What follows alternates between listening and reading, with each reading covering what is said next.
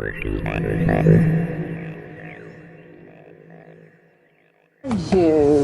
a while. It's day 5 and Mary has arranged to introduce Chris to Peter Khoury. Peter is a security guard and a devoted family man with a remarkable story to tell about an alien encounter that he claims left him with the Holy Grail, DNA evidence. No, what happened in 1992 was something you don't expect.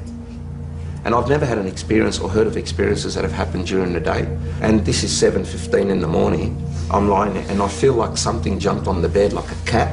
As I sit up, I see sitting, straddling me, a naked blonde female, and sitting on the corner of the bed. So say I'm lying here on the bed, she's straddling me there, and right on the corner here is another female. The one that was sitting on top of me was blonde, very milky white skin, very, very attractive, but at the same time, longer face, a long nose, but it wasn't a big nose again, it was just like, it fitted their features very well, larger eyes, very well proportioned, I mean, I've got to say, and I'm thinking, what the hell is going on here? How did you get in here? And as I'm thinking this, I sit up, and as I sit up, she's cupped the back of my head with both her hands and pulled me to her breast, left breast, and pushed my face into it. My defense mechanism, whatever you want to call it, and it's so out of thing with me, I took a little bite, a nip, and I felt flesh, in my mouth. I didn't taste blood or anything, but I felt this bit of flesh in my mouth. I thought it was a bit of a nipple maybe. And as it hit the back of my throat, it was like you poured acid down the back of my throat, just this really bad chemical reaction. I started coughing, very heavy coughing, and as I've looked down and coughed, I've looked up and I saw them looking at each other, and I picked up what they were saying. They weren't speaking, but it was telepathic communication again. It was, he's done this wrong, something's gone wrong, this isn't the way it's supposed to be, he's done this wrong. And I'm like, what the heck, what are you going on about? I could pick on it, I could hear it.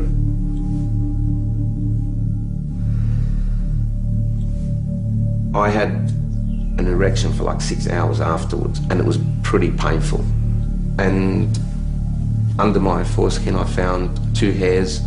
One was like an S shape, almost curled, and the other one was sort of not, it was just wrapped around, embedded in though, like if you push your nail into you get a little bit of a mark. That's what they were embedded. I could see that they weren't on the surface. And as I tried to take them off, peel them off, it was total agony. And so I knew it had to be from them. Peter released his sample for DNA analysis, which was conducted by a biochemist. The results that came back were extremely unusual. And mate, I was bombarded with phone calls from the scientists. Come to our house, took hair samples from me, hair samples from Vivian, blood from me. So it was starting to get like a forensic investigation. What they found was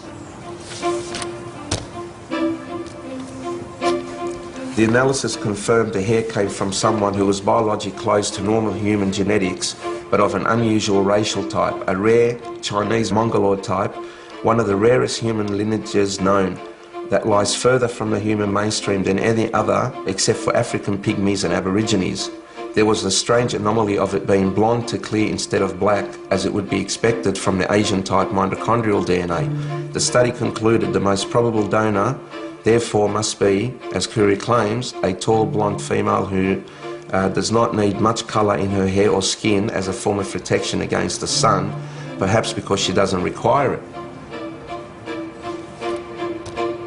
And Peter, thank you. Thank you, Mary. We're always here for each other. Yeah. That's what we've got to do. That's right. Always. Yeah. No, you did some good work. Thank you. Yeah, I appreciate it. He was a very, very believable, credible guy that works on construction sites and has now, dedicated a large part of his life to to telling his story. Do I think he's doing it for any kind of reason other than the fact that he feels compelled to do it? No, I don't. Chris has decided he needs to talk to Peter Khoury again. Hello? Hello? Hello, Peter? Speaking. G'day, it's Chris Rodwell. How you going? Your account yesterday was pretty mind-blowing and quite detailed. Look, I was wondering whether or not you would be prepared to undergo a polygraph test. Oh, not a problem. I've always requested it, mate. I even at one stage asked Bill, there was some talk of some truth serum that was being used in some military stuff, and I said, mate, I'd be more than happy to do that as well. Okay, great. Cheers, Pete. Cheers, sir. Bye. Bye, mate. It makes it much more believable to me, the fact he was so eager to do the polygraph test. I mean, how can it not? There's a guy saying, without a hesitation, without a shadow of a doubt, yep, I'll do it. What can you go, okay, well, right. That wasn't, I was expecting even a thought. No, do it.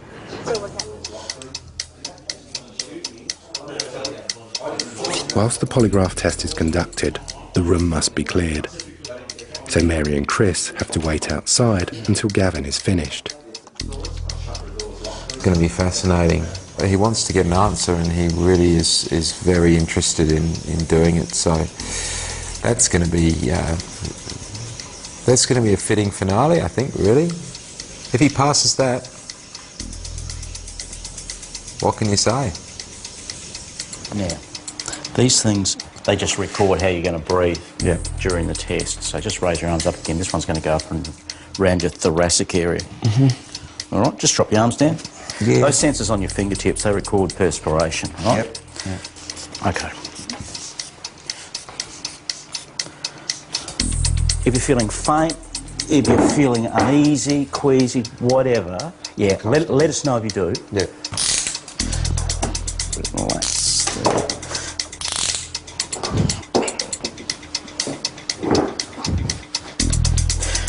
Okay, Peter, the test is about to begin. I'm now going to get you to close your eyes for me. Keep your feet flat on the floor. Don't move, and answer each test question truthfully. Is today Wednesday? Yes. Is your first name Peter? Yes. Do you intend to deliberately lie to any test question? No. In July 1988, did you definitely witness 5 aliens in your bedroom at your parents' home in Hurlston Park? Yes. Did you lie to me when you said you definitely witnessed 5 aliens in your bedroom at your parents' home in Hurlston Park?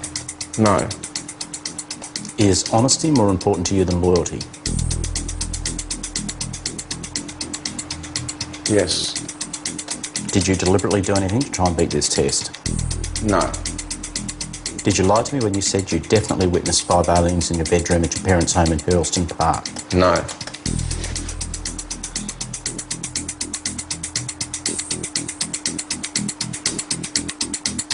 Okay, test is now over. Just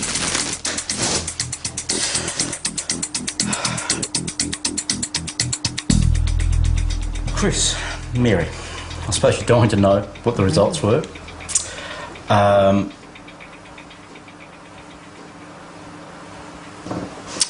Peter passed the test.